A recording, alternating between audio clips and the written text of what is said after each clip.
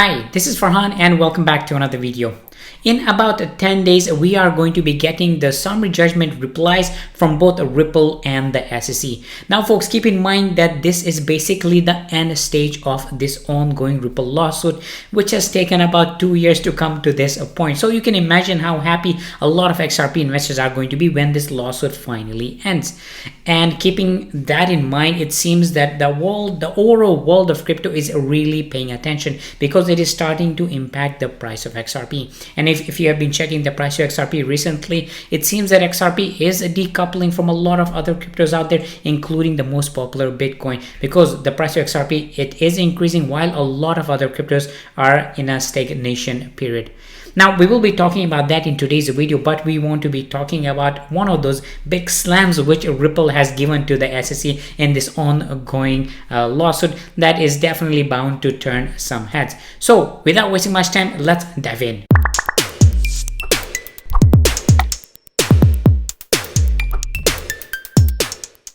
In the past week, we had two major companies, Tab Jets, which is a private charter jet company, and iRemit, which is a remittance company. They kind of came out in front of the judge and basically said that, hey, we want to issue our statements. Please listen to us because we actually use XRP and we actually use it for real world cases, not just a speculative asset which the SEC claims. So basically they're filing what is called an amicus curiae, which basically means friends of the court. And as you guys can imagine, SEC was having none of it. SEC was like, hey guys, we can't check any of the statements which they're making. We can't see if it's facts or not. So basically asking the judge to not consider their statements. And obviously to that, Ripple had an absolutely slam dunk of reply to the SEC. Let's take a look.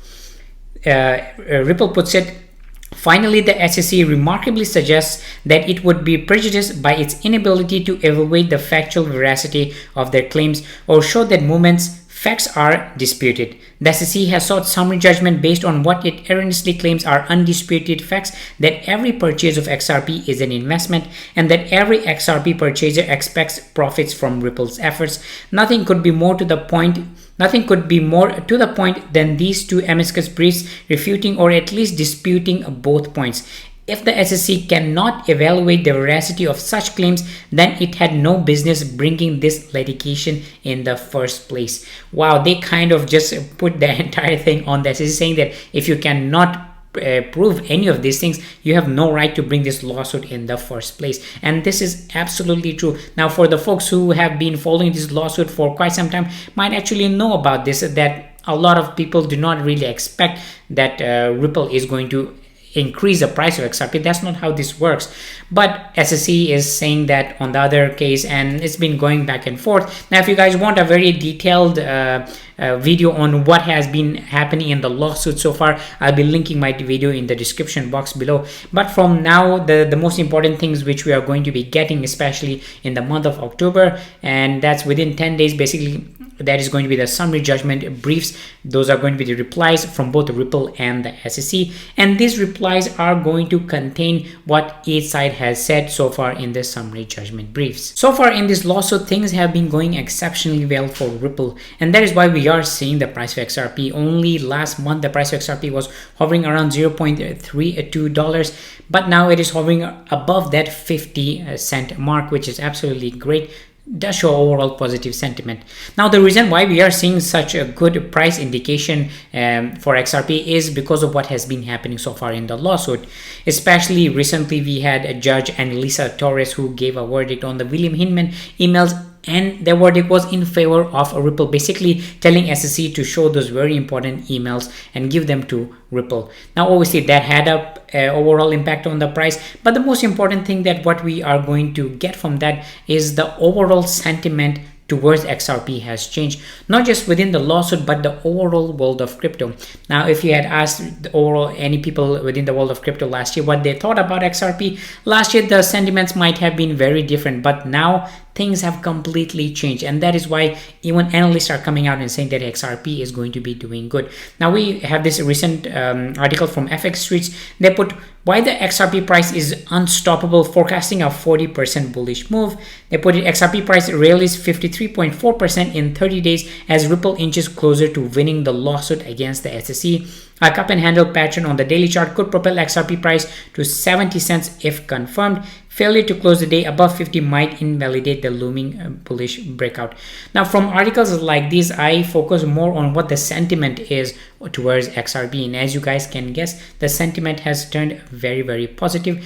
And honestly, the thing that really moves prices within the world of crypto, it is this positive sentiment. Now, while we are talking about sentiment, we actually had a report from Sentiment, the company that looks at overall data within the world of crypto, and they put that XRP records the highest network growth for the first time in 3 months.